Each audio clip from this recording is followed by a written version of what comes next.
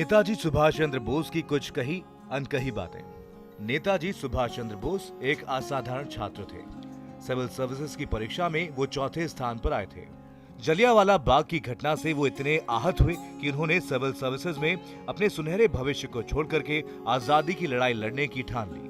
1921 से 1942 के दौरान नेताजी को 11 बार विभिन्न भारतीय जेलों में कैद किया गया। ऑस्ट्रियन मूल की एमिली शेंकी से नेताजी का विवाह हुआ था।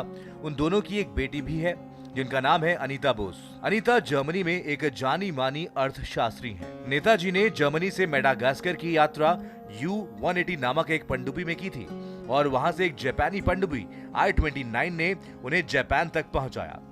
पनडुब्बी में इतनी लंबी यात्रा करना बेहद खतरनाक था और आजादी की लड़ाई के इतिहास में ये अद्वितीय है। भारत को जय हिंद का नारा देने वाले वीर नेताजी सुभाष चंद्र बोस ही थे। भारत ही नहीं, जापान में भी नेताजी का नाम बहुत अदब से लिया जाता है।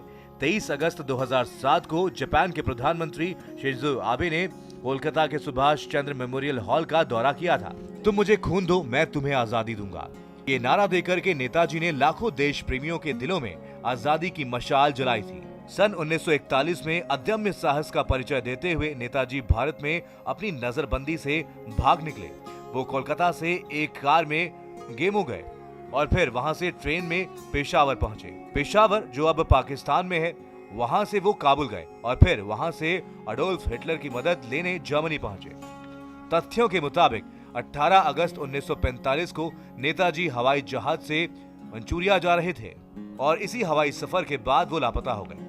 हालांकि जापान की एक संस्था ने उसी साल 23 अगस्त को एक खबर जारी की कि नेताजी का विमान ताइवान में दुर्घटनाग्रस्त हो गया था, जिसके कारण उनकी मौत हो गई। पर आज भी एक राज है कि उस दिन सच में हुआ क्या था। आज सुभाष चंद्र बोस जी की जयंती है। आज भी हम उनको याद करके गर्वान्वित महसूस करते हैं। वो हमेशा हमारे दिलों में जिंदा रहेंगे। जय हिंद।